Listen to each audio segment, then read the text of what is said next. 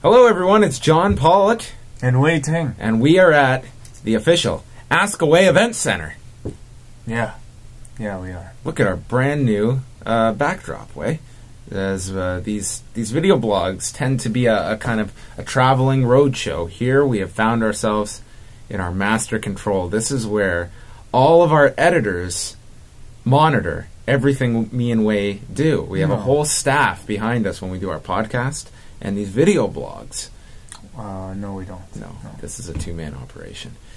But everyone, I have breaking news. Huge news to start off this week's show. What's that? Well, Wai, I know a lot of regular ASK-A-WAI listeners. They've grown accustomed to my phone case, but I've got a new phone case, and it is plaid. Yes, it is. The baby blue case is gone. Yes, I got that for you. I know, you bought me this new case. Thank you. You're welcome. It's a pirated knockoff case, actually. Oh, I did not know that. Yeah. With that said, let's head over to your questions, everyone, because we put this thread up, and we've got quite a lot of questions here, so I don't know if we'll get through all of them, but let's try. We'll start off with Dennis Amaya. Seeing as I'm about to start my second year in college/university, I wanted to ask about your university experiences. When you first got into university, did you know what you wanted to get a degree in? How would you describe your university experience as a whole?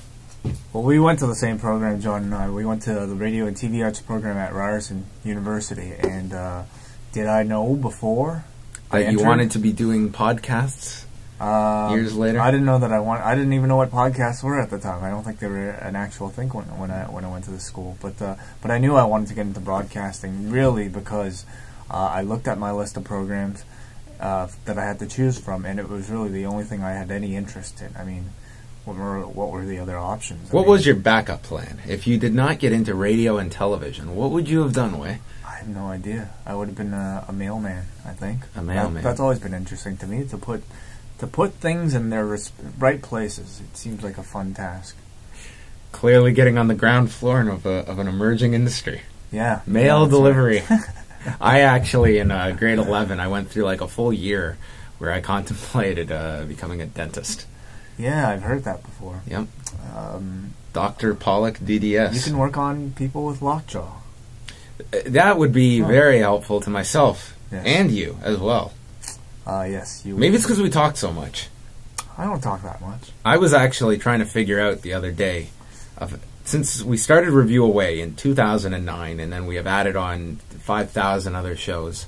I wonder what the total hour count is, Wai. Well, we can get people talk about watching every Raw back-to-back and how long it would take. How about listening to everything you and I have done? Because, I mean, Jesus Christ, we talk for a good 3.5 hours every week. At least, at minimum, including things like this. This is even more. So yes, maybe. How long do you think it would take to sit down and watch listen to an hour of our stuff? I wonder if anyone has. I wonder if anyone has listened to every episode we've done. I doubt it. But your overall university experience, positive? I had fun. Yeah, I'd say so. For me, though, the best thing about school wasn't really what I was taught, because, honestly, I think I learned most of what I know from doing it in the field, from working here, not in school. Because in school, I feel like you can only learn so much with the limited resources, the limited time, and a book, really. So, yeah, there was a lot of theory that was passed on, and less practical knowledge, I found. Until there were instances. In third year, we had a course called Personal Production, where essentially the entire semester you had 2 classes. Class number 1 is, this is what you're responsible for doing, and the last class where you show your entire semester's worth of a project. And I did like a variety, like comedy show. That's how much $20,000, or what was it, $30,000 gets you? 5 classes. $5,000 a year. Yeah. It's 20 grand. Yeah, I mean, really, for me, it was the best parts were getting to meet the people, because I went to a high school with not many other people that were interested in the same things as me. So getting to be in a class full of very creative people, very smart people, was perhaps the best part. I enjoyed the Salad King Thai restaurant at the corner of Young and Gould Street. It's not there anymore. It burnt down, unfortunately. unfortunately. But it moved. It moved to another location. Actually, my My aunt's cousin owns the place. Wow. Yeah. It's like that Linkin Park song. What? Burn it to the ground to build it all up. I don't know, something like that. Who were your favorite wrestlers ever? Ever? We get asked this all the time. Let's skip it then. That's our least favorite question. Savio Vega. Yes, and Quang. All right. Fantasy MMA fight here, asked by Michael Savage, MGSG. Prime Ken Shamrock versus Prime Frank Shamrock. Who takes it? Frank looked unbeatable in his prime. Thought he would never lose. But I have to go with Ken. He's 30 pounds heavier. Frank can't stop his takedowns. Frank can't submit him from guard either. Frank's striking was a lot better. But Ken is just going to wrestle him to his back, and that's where most of the fight takes place. Ken via submission. I'm going to disagree, and I'm going to say Prime Frank Shamrock. And if weight was going to be an issue, granted a vast difference in experience levels, but if we're playing the Kevin Bacon MMA math game, then Prime Frank Shamrock defeated Tito Ortiz in 1999, who defeated past his prime Ken Shamrock, and in that gray area, I say Prime Frank Shamrock, Pancrase Frank Shamrock, UFC Frank Shamrock beats Ken Shamrock of 94. I think I agree with that.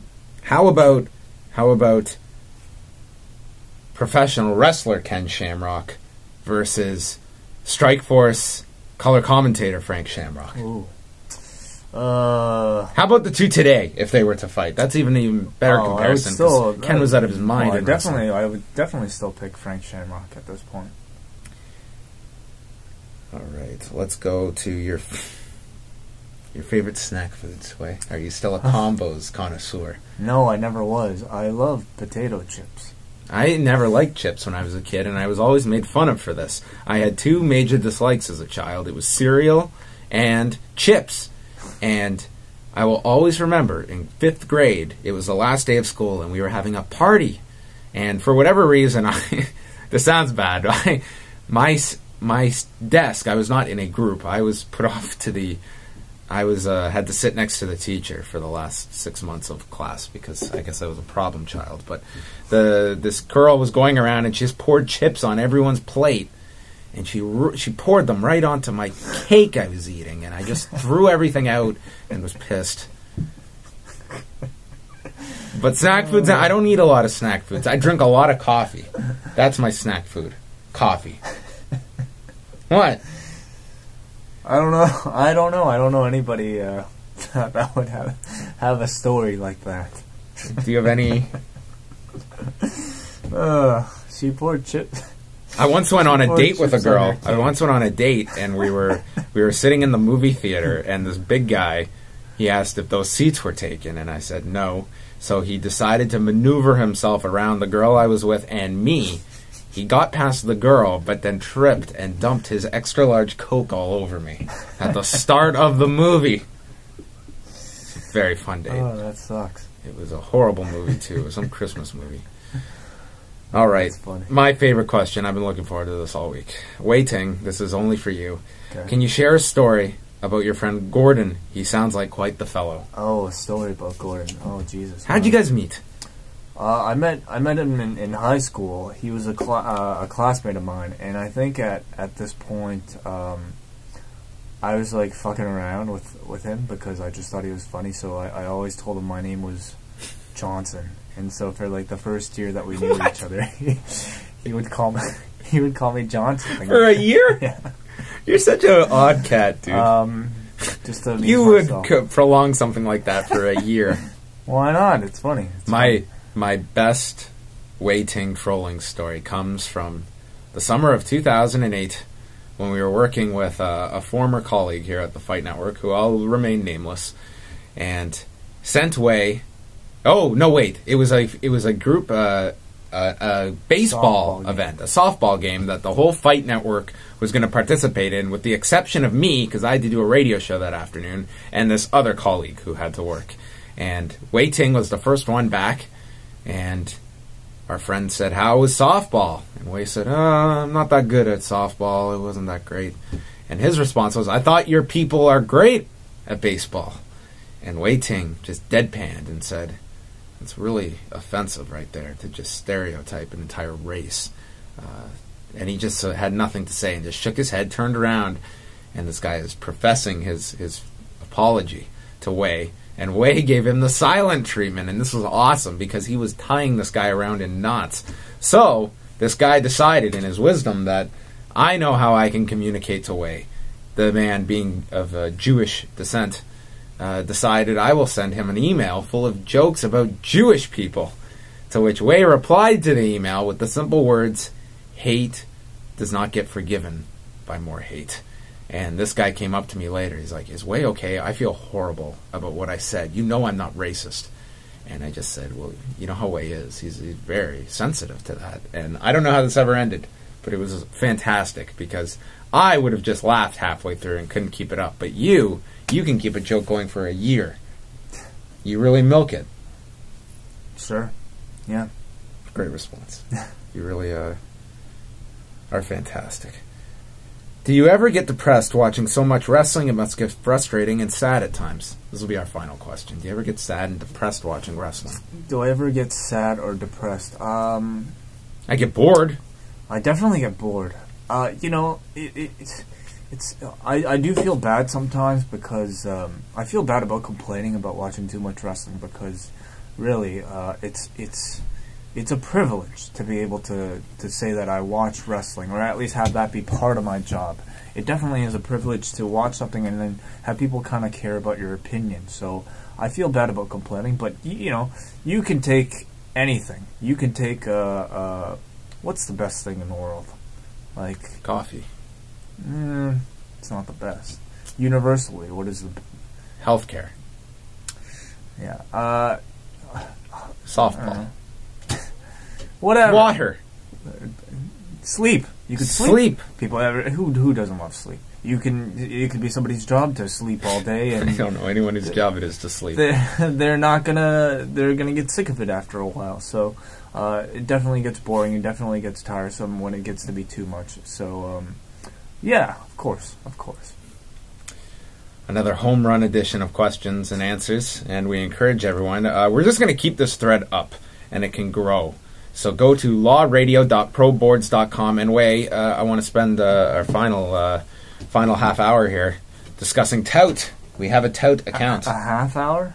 No, not really. Okay. 15 seconds. Yeah, we have a new Tout account. You can tout us at tout.com/lawradio, and we have our first Tout up, where we are reviewing Vengeance 2002 in 15 seconds as a precursor to our full-length review on Review-a-Wai this week, which you can subscribe to on iTunes, and always leave feedback for us. And unfortunately, someone left us some critical comments this week. No, on iTunes. I want you guys to tout at us. I want to see some of these videos. Guys, and maybe next video blog, we will play your touts. Wow, that's We will play your tout if you tout us on Tout at tout.com/lawradio. What else do we have coming up, Wai? MMA Report with John Pollock, Thursdays at tsn.ca/MMA. It's actually a /. Is it a /? I believe so. You're right, it is a / Yeah. MMA. Please go there. I have my own section underneath the video player now. Very Good prestigious. Cool. And then that airs Friday nights at midnight Eastern time, so download it. And then Saturday night, UFC 149 post show. I know, Wai, you're going to be watching UFC 149, will you? I will. Is Gordon going to watch it? I'm going to ask him, sure. And then Sunday night, we're back with The Law, where we are going to be chatting the best, and more importantly, the worst moments in Raw history. So lots of stuff to check out, folks. We got interviews. We've got reviews with me and Wai. We've got a Bruiser Brody radio documentary up on the site. There's so much stuff. There's no reason not to go and subscribe right now to Live Audio Wrestling on iTunes and tout us at Law Radio. So in closing, Wai, please let us know what's happening for you, because you have something you want to promote. Not really. How about your Twitter? Okay. How about some of your content that airs on the Fight Network? Yeah. Just watch the Fight Network. You can see this. I don't know what some... Tell us about Hitag Pliev. Hitag Pliev. Nobody cares. I care. I want to know about Hitag. Then okay. Hitag. He is an Olympic wrestler that is representing Canada in this upcoming Olympic Games. And he used to be homeless, and he has a very thick Russian accent. So he's sort of like Diamond Dallas Page when he had won the Battle Bowl ring, but then was homeless afterwards, and then hit rock bottom, and then made his comeback. Okay. He did a homeless gimmick for a while. I didn't know that. And we just got rudely interrupted, so that means we are going to wrap up here on ASK-A-WAI, a live video edition. Ruined. We'll have to start this whole thing again. Goodbye, folks.